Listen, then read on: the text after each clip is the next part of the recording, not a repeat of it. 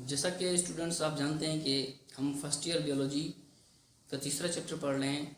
आज हम उसका चौथा टॉपिक पढ़ेंगे और वो है factors affecting rate of enzyme reaction. अब कौन कौन से फैक्टर्स हैं जो एंजाइम की एक्टिविटी को कंट्रोल कर सकते हैं?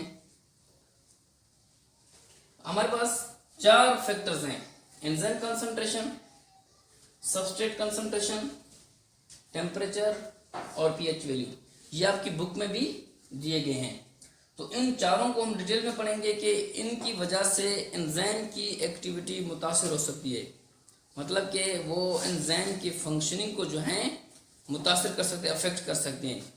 तो किस तरह से हम अफेक्ट करेंगे? सबसे पहले मैं आपको बताता चलूँ कि factor that change the shape and chemistry of enzyme. अब वो फैक्टर्स या तो एंजाइम की शेप को तब्दील करेंगे, स्ट्रक्चर को, या फिर उसकी केमिस्ट्री जो है, उसकी जो कंपोजिशन है, उसकी जो इंग्रेडिएंट्स की जो कंपोजिशन है, जिस तरह से उसकी जो मतलब बनावट है, उस कंपोजिशन को जो है अफेक्ट करेंगे। शेप में तब्दीली ला सकते हैं जो है कंपोजिशन को मुतासर करते हुए। जब भी एंजाइम की शेप और केमिस्ट्री तब्दील हो जाए तो इस तरह से जो है उस एंजाइम के रेट ऑफ कैटालिसिस में भी फर्क आ सकता है, या तो वो स्पीड हो जाएगा या फिर स्लो डाउन हो जाएगा। इन दो तरह से जो है वो अफेक्ट हो जाएगा। तो कौन कौन से फैक्टर्स हैं, आइए सबसे पहले देखते हैं एंजाइम कंसंट्रेशन।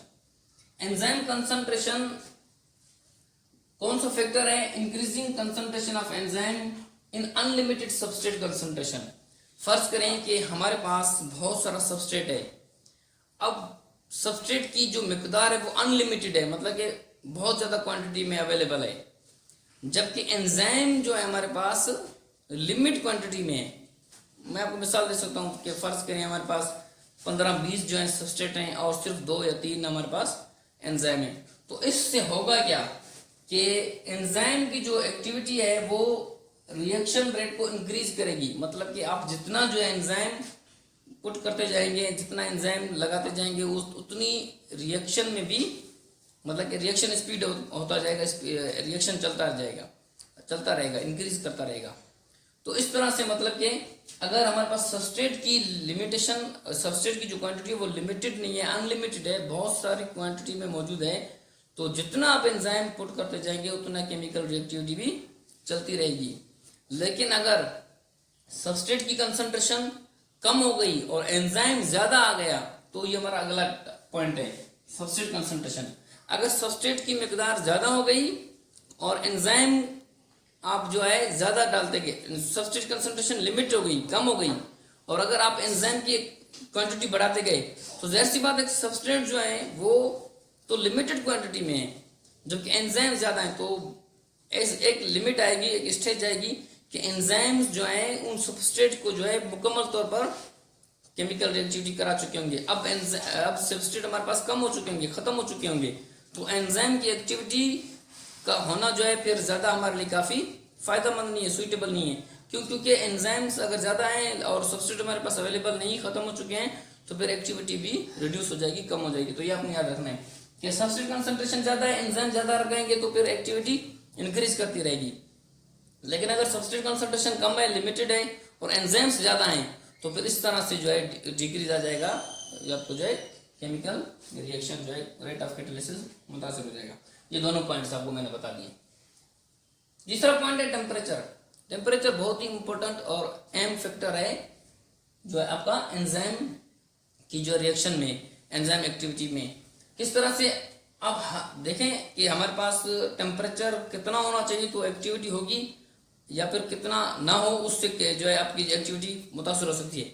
अगर हमारे पास टेम्परेचर 30 डिग्री से 50 डिग्री के दरमियान में है तो फिर ये ऑप्टिमम टेम्परेचर कहलाता है। मतलब कि इस दौरान जो है केमिकल रिएक्टिविटी अफेक्ट नहीं होगी, एक केमिकल रिएक्टिविटी चलती रहेगी। लेकिन अगर टेम्परेचर 30 डिग्री से डाउन हो गया या फिर 50 डिग्री से इंक्रीज कर गया, दोनों सूरतों में जो है एंजाइम जो है ऑप्टिमम टेम्परेचर से मतलब के तजावुज कर रहा है। तो जब इससे ज्यादा हो जाएगा या फिर कम हो जाएगा तो फिर इस तरह से जो है एंजाइम की एक्टिविटी मुतासर हो जाएगी, अफेक्ट हो जाएगी। मतलब कि एंजाइम अपनी वर्किंग जो है वो स्टॉप कर देगा, आपका जो कैटालिसिस है या रिएक्शन रेट है वो स्लो डाउन हो जाएगा। ये दोनों अपने याद रखें। अब ये क्यों हो रहा है? क्योंकि इंक्रीजिंग टेम्परेचर जो है वो एक्टिवेशन एनर्जी को बढ़ा रहा है। जब टेम्परेचर इंक्रीज कर रहे हैं तो उससे हो क्या रहा है कि एक्टिवेशन जो एनर्जी है वो इंक्रीज हो रही है। जब एक्टिवेशन एनर्जी इंक्रीज हो जाएगी तो इंक्रीजिंग रिएक्शन जो है क्या होगा कि हमारे पास जो रिएक्शन रेट होगा वो इंक्रीज कर जाएगा। याद रखना है कि मैंने आपको पहले बताया 30 डिग्री से 50 डिग्री के दरमियान की टेम्परेचर की बात करेंगे। अगर टेम्परेचर 31 है, 32 डिग्री है, अगर टेम्परेचर बढ़ा देंगे तो आपका जो केमिकल रिएक्शन है वो स्पीड कर जाएगा, रिएक्शन रेट बढ़ जाएगा। और अगर 50 से अबव है, 50 है, 51, 52 कर दिया तो फिर आपका जो है केमिकल रिएक्शन जो है वो स्लो डाउन कर जाएगा। इसी तरह अगर 30 से बेलो हो गया फिर भी जो आपका केमिकल रिएक्शन जो है अफेक्ट कर जाएगा, स्लो डाउन हो जाएगा। अब एंजाइम एक्टिविटी हर 10 डिग्री टेम्परेचर पर डबल हो जाती है। अगर आप मिसाल के तौर पर फर्ज करें कि हमारे पास 30 डिग्री था, जो केमिकल रिएक्शन रेट था वो अगर थोड़ा था तो अगर 40 पर पहुंचा दिया तो डबल हो जाएगा, उससे दुगना हो जाएगा। तो every rise in 10 degree centigrade temperature जो है आपका जो केमिकल एक्टिविटी है वो डबल हो जाती है with every 10 degree rise temperature. तो ये भी आपने याद रखना है, ये पॉइंट है, ये आपके एमसीक्यूज में पूछा जाता है। उसके बाद चौथा जो आपका फैक्टर है वो पीएच वैल्यू है। पीएच वैल्यू किस तरह से जो है टेम्परेचर आपको जो एंजाइम एक्टिविटी को जो है अफेक्ट कर सकती है, उसके जो रेट को, रिएक्शन रेट को स्लो डाउन कर सकती है या इंक्रीज कर सकती है। Enzyme work in narrow range of pH value. आपको पता होना चाहिए कि हर एंजाइम के लिए जो पीएच वैल्यू बहुत ही इंपॉर्टेंट है। अगर वो कम है तो फिर एंजाइम एक्टिविटी भी चलती रहेगी, लेकिन अगर वो पीएच वैल्यू बढ़ गया तो फिर इससे जो है टेम्परेचर आपका जो पीएच केमिकल रिएक्शन है वो स्लो डाउन हो जाएगा। स्लाइड चेंज इन पीएच, अगर थोड़ा भी चेंज आ गया पीएच में तो इससे होगा कि can change ionization of amino acids. अब एंजाइम में अमाइनो एसिड्स मौजूद हैं, तो अगर पीएच में थोड़ा सा भी फर्क आ गया तो उससे होगा क्या कि अमाइनो एसिड्स जो हैं उसकी आयोनाइजेशन चेंज हो जाएगी।